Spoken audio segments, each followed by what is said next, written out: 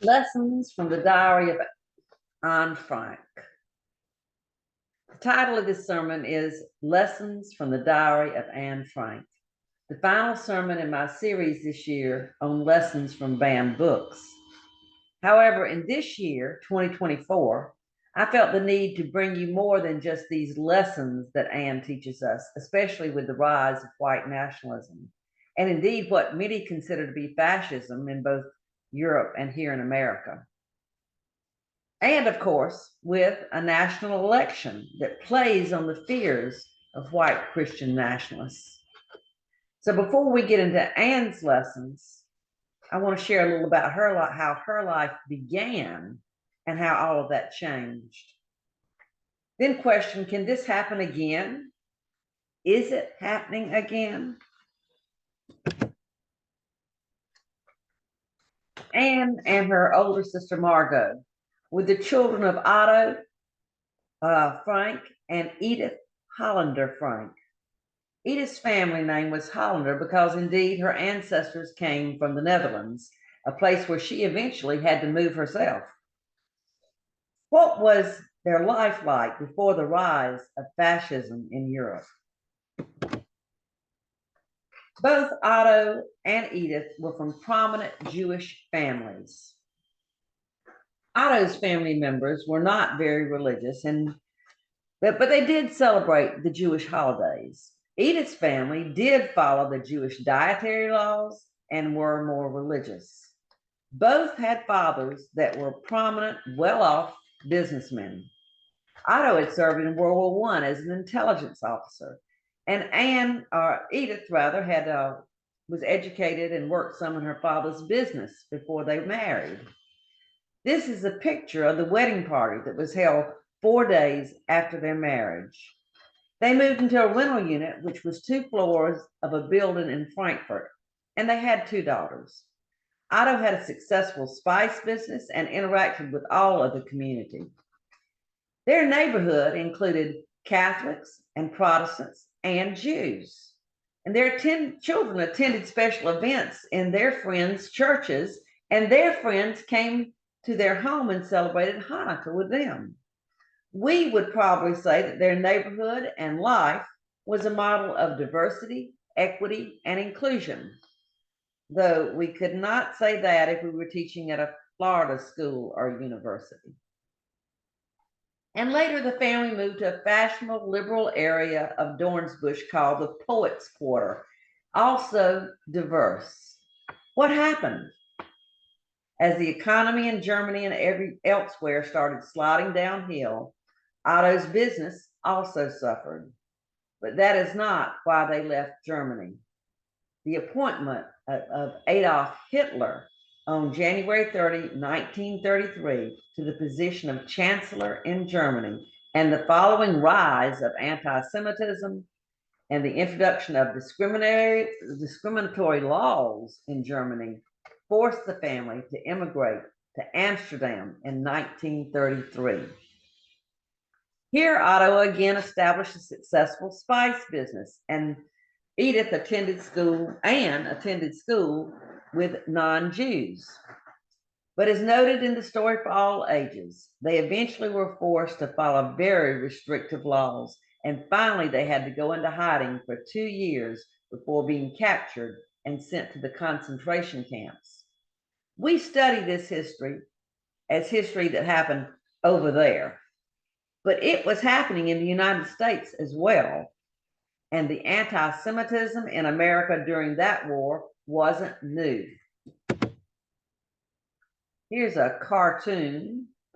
This is an anti-Semitic cartoon from an 1892 issue of Judge magazine. At the right, you see Russian Jewish immigrants fleeing the whip of persecution to New York as the waters of the Atlantic part to accommodate them.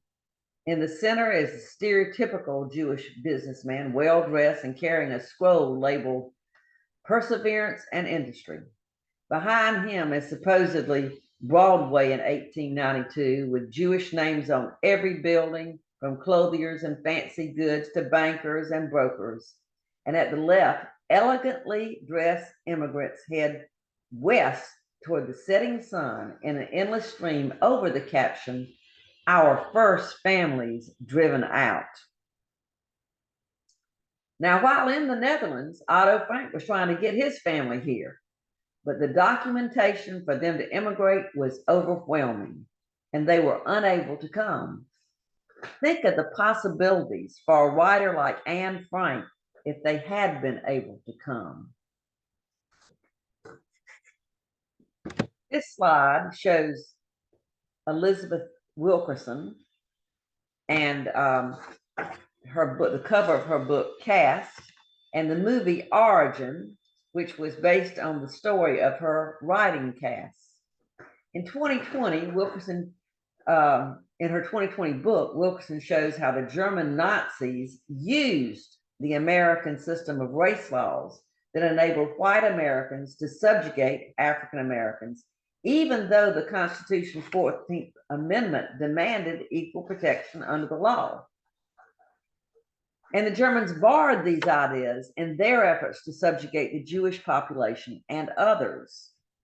Though race laws in America did not pertain to Jews, there were many lines drawn in society regarding participation, and it could have gotten a lot worse.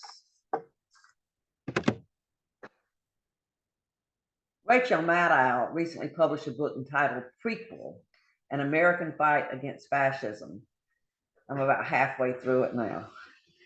This book demonstrates that, quote, before and even after our troops had begun fighting abroad in World War II, a clandestine network flooded the country with disinformation that aimed at sapping the strength of a U.S. war effort and persuading Americans that our natural alliance was with the Axis, not against it.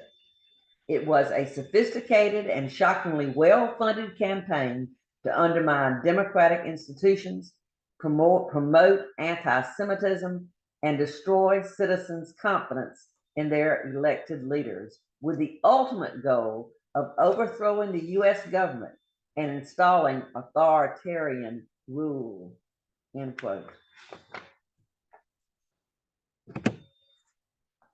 Here's a slide of Madison Square Garden. And if you haven't seen the short video, A Night at the Garden, look it up on YouTube. It's featuring a huge pro-Nazi rally at Madison Square Garden in 1939. Check that out. You may say, well, yes, but that was then. And as Maddow shows, both the press and others were vigilant in uncovering the plans of these fascists and exposing and opposing them before they could get any real power. But what about now?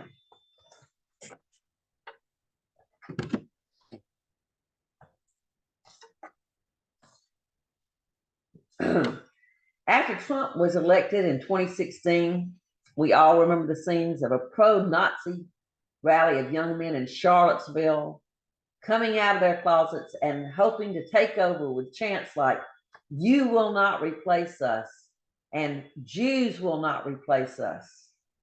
What is all that about?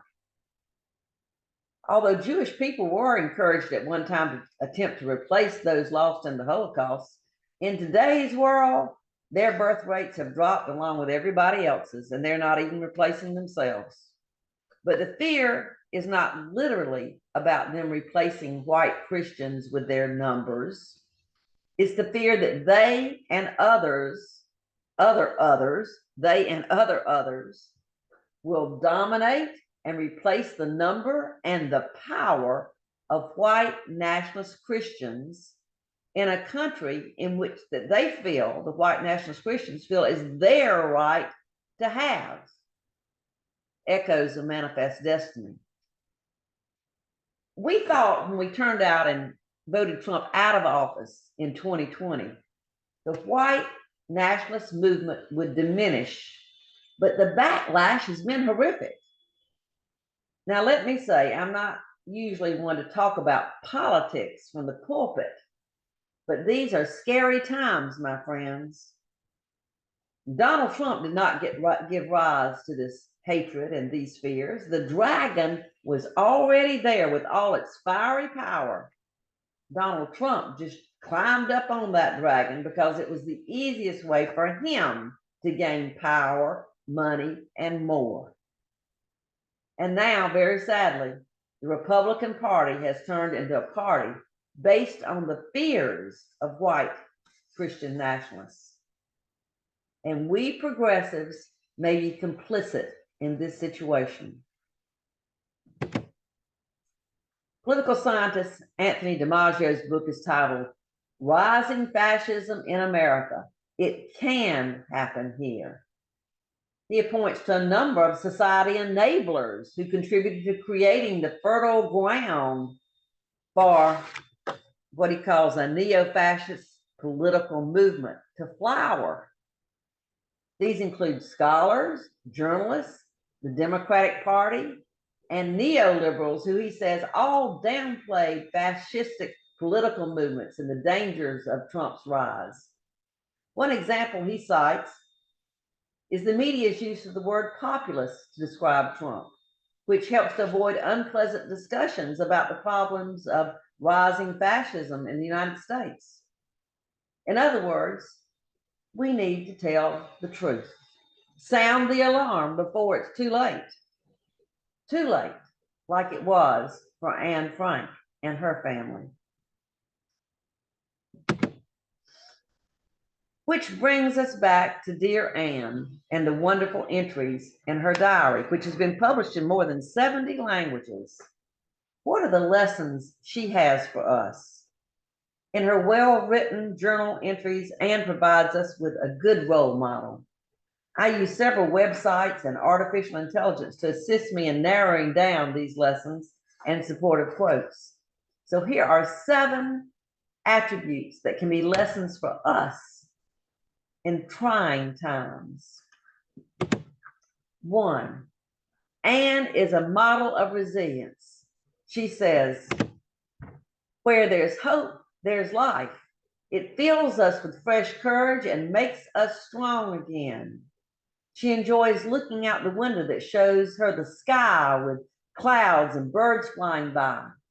And she writes, think of all the beauty that's still left around you and be happy. 2, Anne finds joy in small moments. Though her circumstances are dire, she discovered joy in a sunbeam streaming through the window, and song of birdsong, and the warmth of hearing others laugh and laughing with them. She writes, this morning when I was sitting in front of the window and taking a long, deep look outside at God and nature, I was happy, just plain happy. As long as people feel that kind of happiness within themselves, the joy of nature, health, and much more besides, they'll always be able to recapture that happiness. Riches, prestige, everything can be lost, but the happiness in your own heart can only be dimmed. It will always be there as long as you live to make you happy again. Now, lest you think Anne is another Pollyanna story, let me share with you that she also shares her distresses, including those that come with puberty and discovering more about your own sexual desires. And sadly, that's the reason given by many for banning her book. 3, Anne recognizes humanity amid inhumanity. This is especially exemplified in the recognition of the individuals, the helpers, who assist the Franks and risk their own lives to protect them. She writes, human greatness does not lie in wealth or power, but in character and goodness. Thinking about those helpers that helped them so much reminds me of the story that I heard when I was a child of the hiding place when the woman and her sister her family hid the Jewish people. They were sent themselves to the concentration camps, and her sister died there. She came back to share all of that. These folks were in great, great danger themselves, and Anne was appreciative and recognized their human greatness. She also said, in spite of everything, I still believe that people are really good at heart. In spite of everything, I believe that people are really good at heart. There's an example of that from the movie that Greg and I saw. We streamed Origin, in which Isabel Wilkerson shares about her mother dying, and her mother just died. She was very grieving, very upset. She came to pack up the boxes in her mother's home, and there was a leak, a plumbing leak in the basement. She had to call the plumber. The plumber came. Here he is. As you might be able to see, he's wearing a MAGA hat. And the plumber examines it and turns around and tells us, I can't just fix this leak. This is a terrible problem. These pipes are old. It's going to take a lot of work. I can write you an estimate, but I can't just fix this. I can write an estimate though. Well, Isabel puts her head down and she said, I'm trying to think. I'm having a hard time. She said, you'll have to excuse me. My mother just died. And then she looks up at him and she said, is your mother still living? And he said, well, no, she died 2 years ago. And Isabel said, oh, I'm so sad. Sorry about that. That's really sad. And she said, what about your father? And he said, well, my father is still living, but we have no relationship whatsoever. And she said, oh, well, that's very difficult as well. And he looked at her and he said, let me look back at this again. I think I can fix this pipe for you. Because they connected in the grief of losing their parents or their parents' love, even though they were far apart on many other things. It can happen. Sometimes it's hard, but you can find the commonalities and find humanity amid inhumanity. In spite of everything, she says, I still believe that people are really good at heart. And then Anne challenges the injustices in the world, and not just from the Nazis who persecute them. She writes, why is England manufacturing bigger and better airplanes and bombs and at the same time churning out new houses for reconstruction? Why are millions spent on the war each day while not a penny available for medical science, artists, or the poor? Why do people have to starve when mountains of food are rotting away in other parts of the world? Oh, why are people so crazy? 5, Anne recognizes the fragility of freedom and the ease with which it can be taken away. And we know that as we treasure our freedoms and then see what happens even with these new judges on the Supreme Court. They can be taken away. Anne writes, I long to ride a bike, dance, whistle, look at the world, feel young and know that I'm free. And yet I can't let it show. Just imagine what would happen if all 8 of us were to feel sorry for ourselves or walk around with discontent clearly visible on our faces. Where would that get us?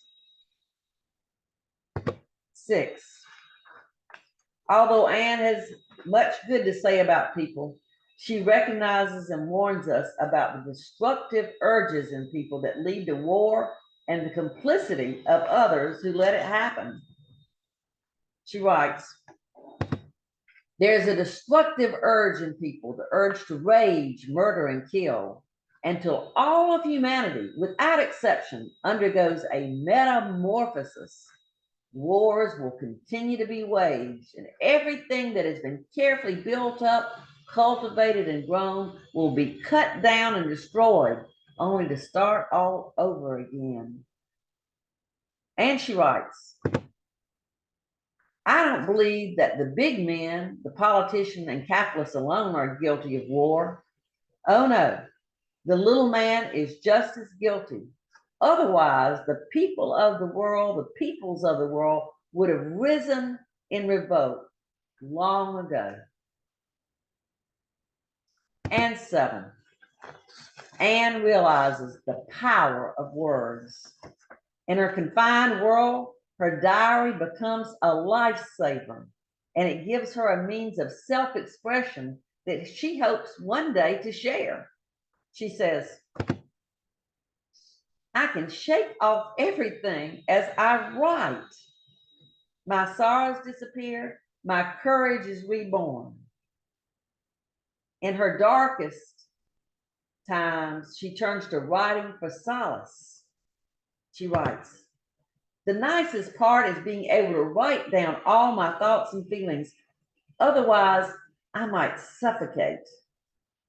She also realizes that the written word can live on, even if she dies. She writes, I want to go on living even after my death. And therefore, I am grateful to God for giving me this gift, this possibility of developing myself and of writing, of expressing all that is in me. And these last two lessons are the ones we may need to focus on as we face the rise in fascism today. We do need to be the people who do undergo that metamorphosis, be the change we want to see in the world. Speak up and write our own stories. We need to share the truth in whatever ways that we can.